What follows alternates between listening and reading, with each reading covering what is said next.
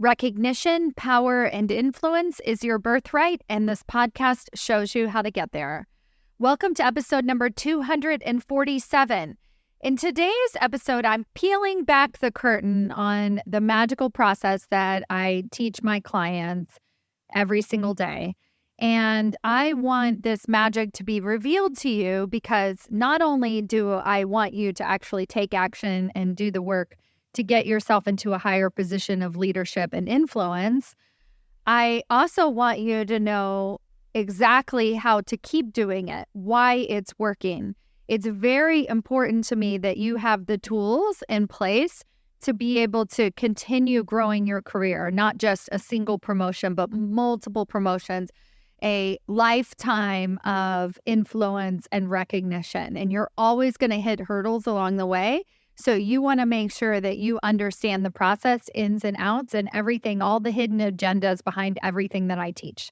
So I'm giving it all to you in today's podcast episode. Let's get started. Welcome to Women Changing Leadership.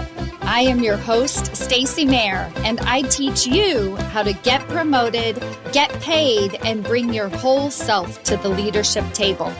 I am on a mission to change organizations from the C-suite out because women are the new face of leadership, and we are doing it on our terms. Hello, corporate badasses. Welcome to another episode of Women Changing Leadership. I am your host, Stacy Mayer, and super excited, as always, to be here with you again this week. Fall equinox is upon us, and that means that the summer of magic is coming to a close. This has been our most magical summer yet. As you know, I have been celebrating over 432 promotions on LinkedIn of women getting promoted into higher level leadership positions. And this has been no small feat on our part and also womankind. And I really, before I get into my appreciation and my thank yous, I want to thank every single woman who put herself into a position of higher level leadership to really be able to make that impact and have influence at her organization. And whether it feels like you just made a quote unquote lateral move, check out my previous podcast episode about how there are really no actual lateral moves unless you make it that way.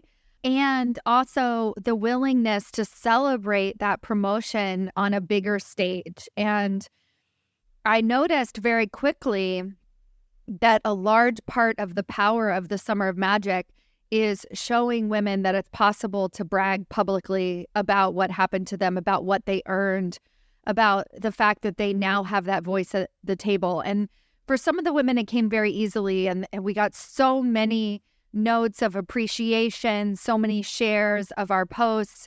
And then for other women, it was more of a shock or a surprise, and followed by gratitude, but also just like, oh, wow, that's interesting. This is really cool. You're celebrating women and their promotions. And so having that moment, that step back to just say, wow, this matters. It matters that we're talking about the work that we're doing to get ourselves into those positions of influence. And even if it's just to say, hey, I did it.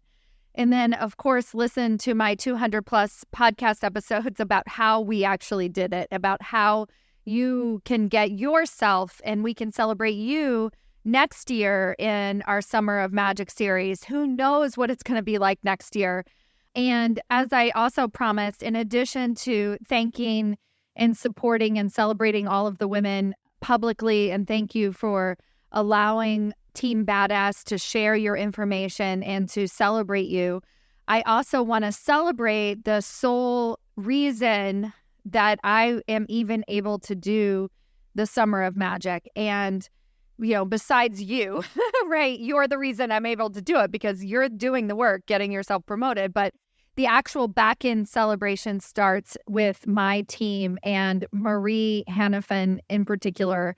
And I really want to thank her just from the bottom of my heart because she tirelessly spent her entire summer researching women who are getting promoted, connecting with those women, celebrating those women, creating beautiful graphics and content, and really helping me have the voice that I have. And without her at my side, I wouldn't have been able to do any of this. And so I know I take ownership for creating the magical team that I have before me and for being the powerhouse leader that I am.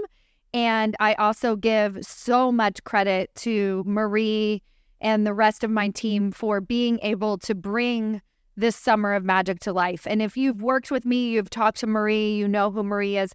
Actually, you've connected with Marie in other ways. I want you to also say thank you and give her a shout of gratitude as well, because she is an incredible human being, and I am forever, ever grateful for this. 432 promotions is a lot of planning, a lot of organizing, and just a really incredible and powerful place to be. So thank you, Marie. Thank you to all of the women. And thank you to you if you're just starting your journey to a next level of leadership. Your work matters. We need you in a position of power and influence. And I'm just absolutely thrilled to be able to help you get there. All right, on to today's episode. I was thinking a lot about magic as we close out the summer of magic, and also watching America's Got Talent with my children, and they have a lot of magicians on the show. I know that from a magician's perspective, spilling the beans, talking about how your magic is created is actually counterintuitive.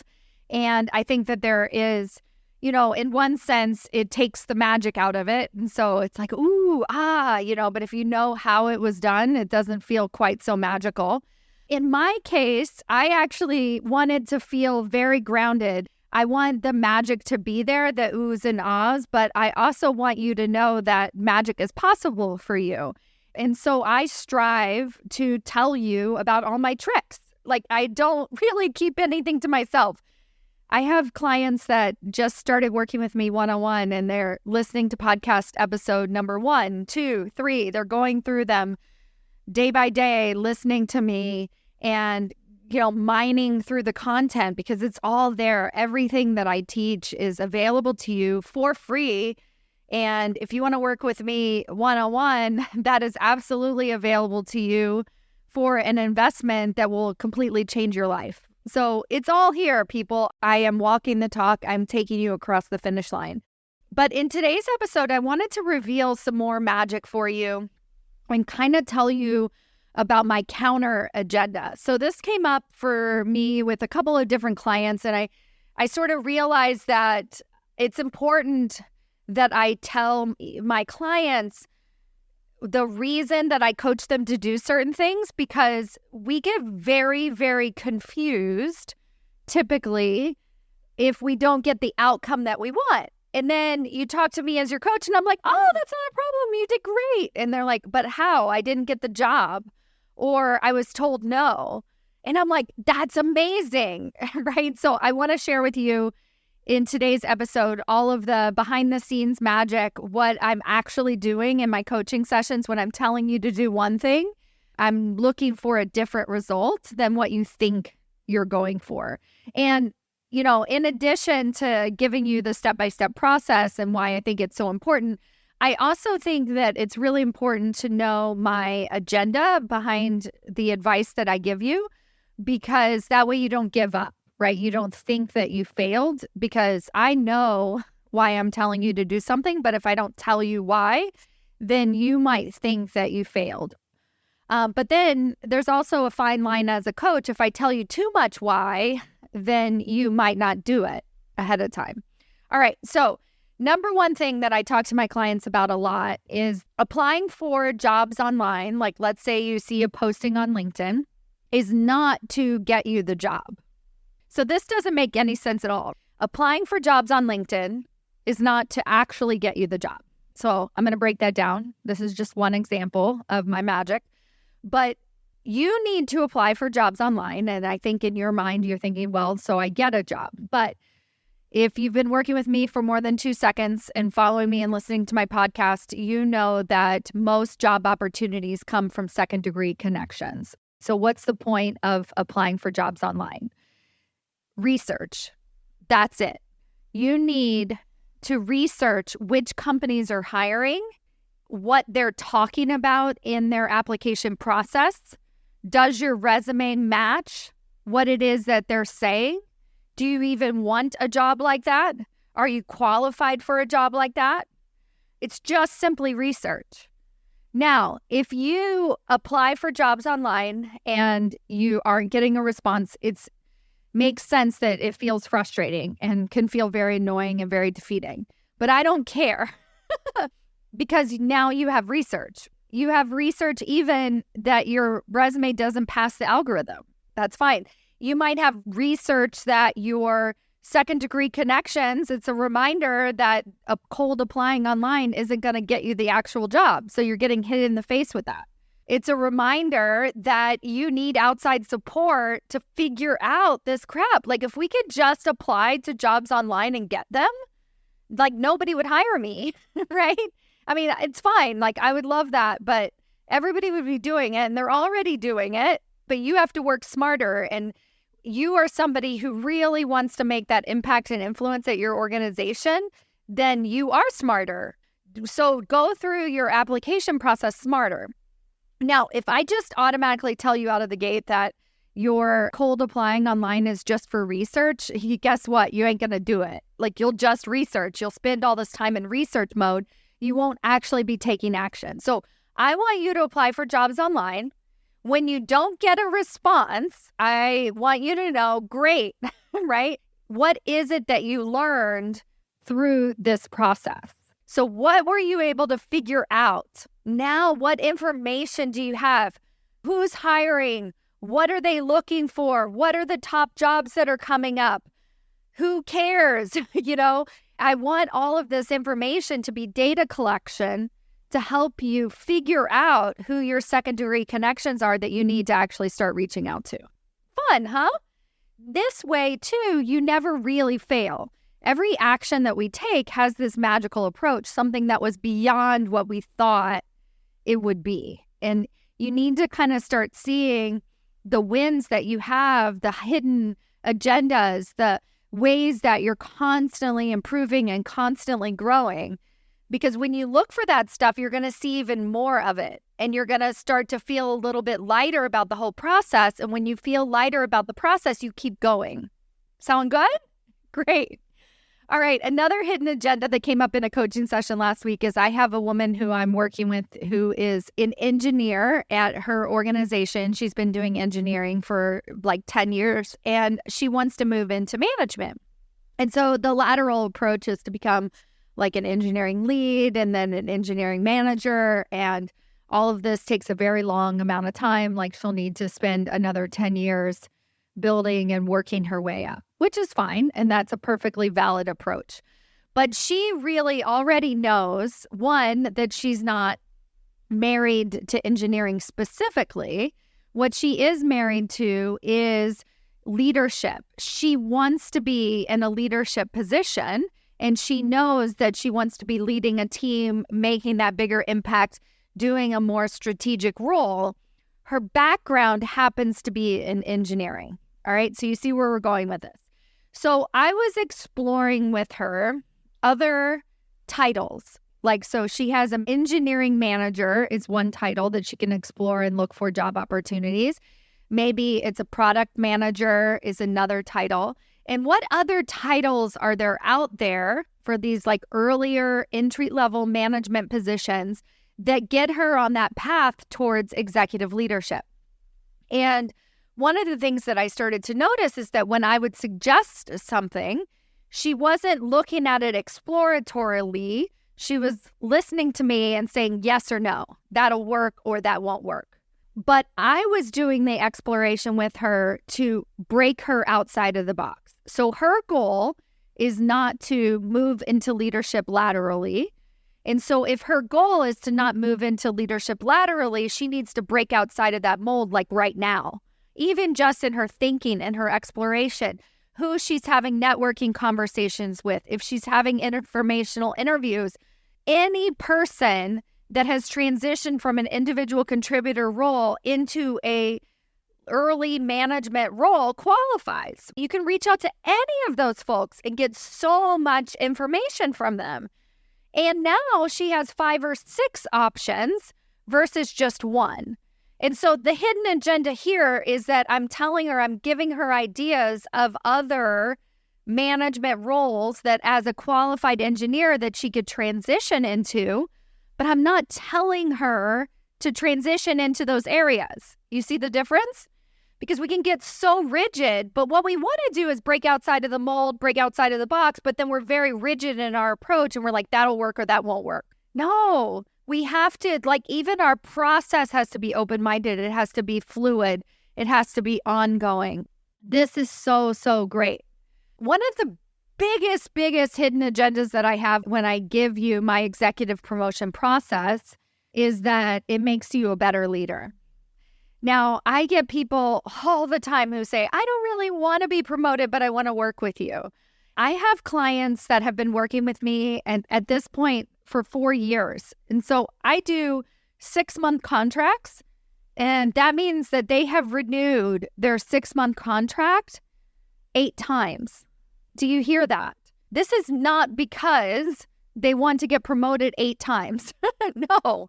If the only reason people work with me is to get promoted, then why would they work with me more than once, right? I got promoted, great, bye. No, it's because everything that I teach is to make you a better leader. Because when you learn how to advocate for yourself, when you learn how to have a 3x vision for yourself and for your career, and know that that is where you're headed, guess what? You're able to paint a bigger vision for your team. When you're able to advocate for your own leadership, you are able to advocate for your team. When you're able to do 15-minute ally meetings with executives at your organization, you enjoy your job more and you're able to understand and already infiltrate the leadership table even before you get there.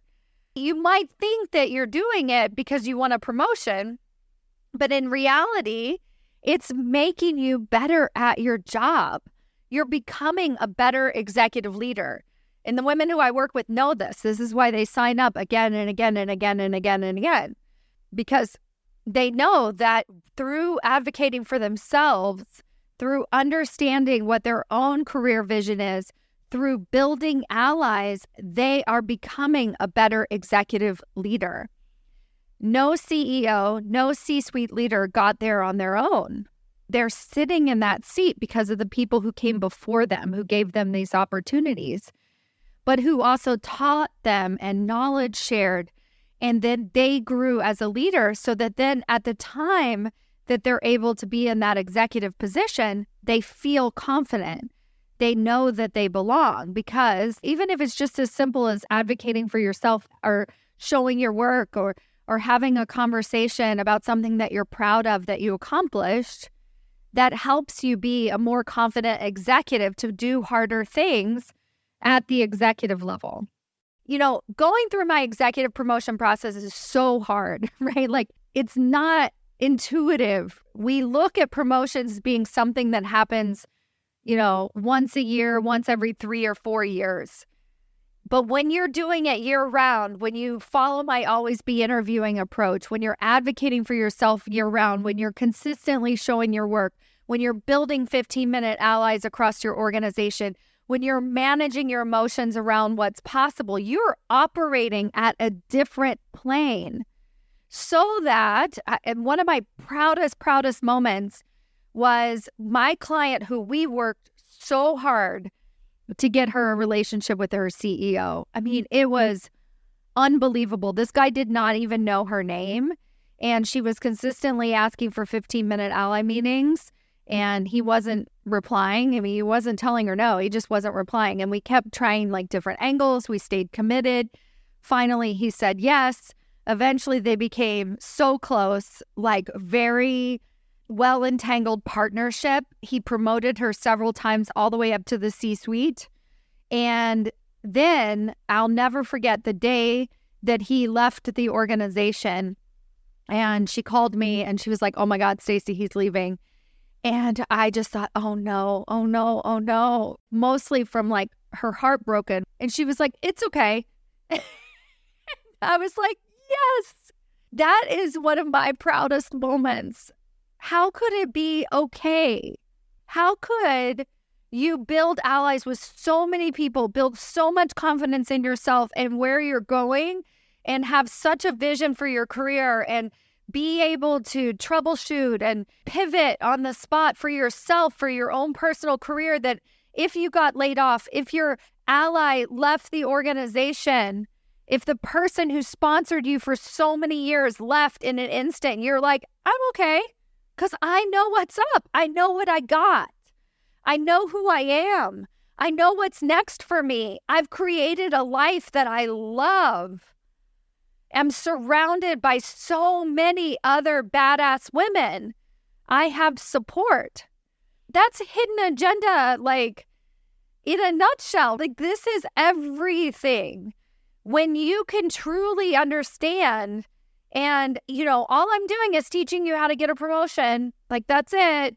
And in the process, I'm changing your life, right? Like, hidden agenda. I'll give you one more before I go.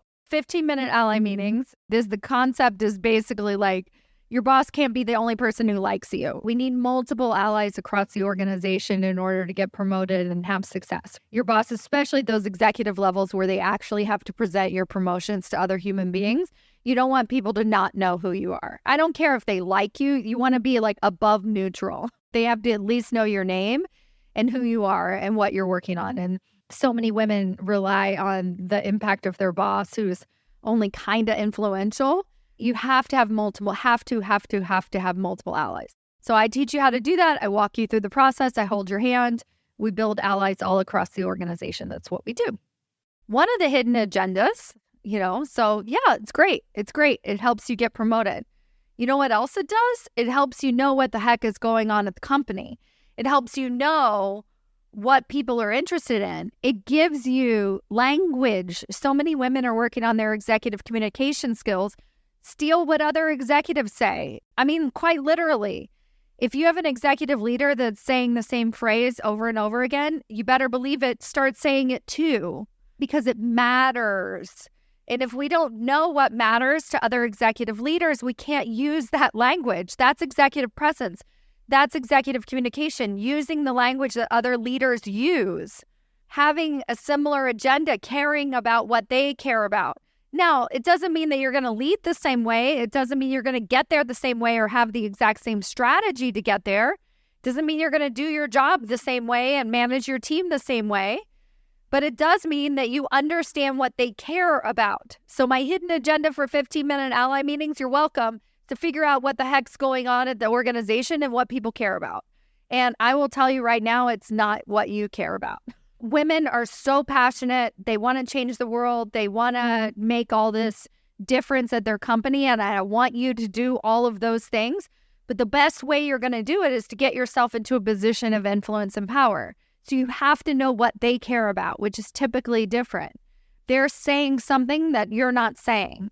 And so we do these 15-minute ally meetings so we can hear from them, so we can connect with them, so we can get to know them. On the other hand, we're also building allies. They know our name. They know who we are.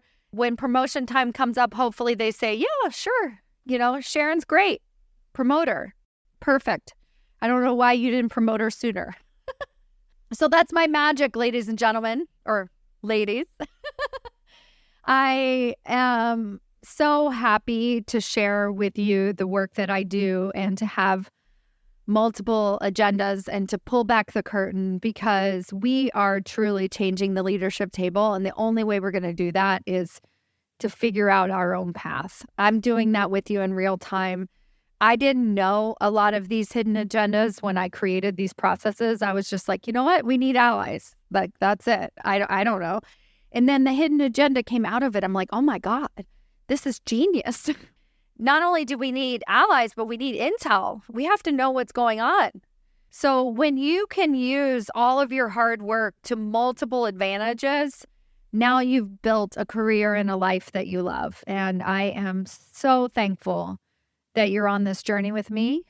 I wish you a fantastic fall season and have a pumpkin spice latte on me.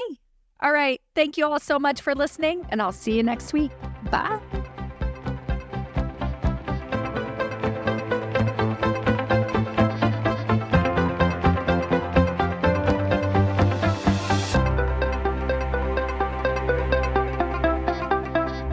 Before you go, I have a question for you.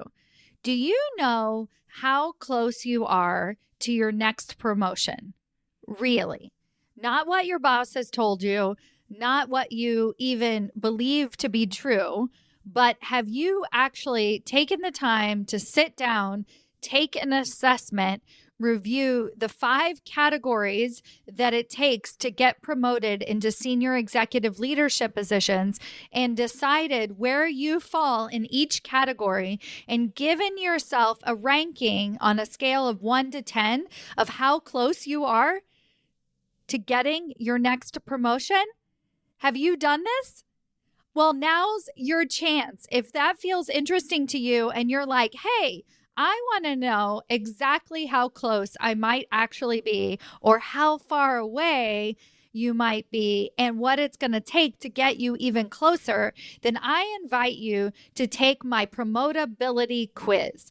This is a quiz that I put together with practical tips that actually tell you where you're lacking and where you're winning. What are the areas that you actually need to improve, and not necessarily what your boss is telling you all the time, so that you can take concrete steps towards landing that next promotion and changing the face of the leadership table.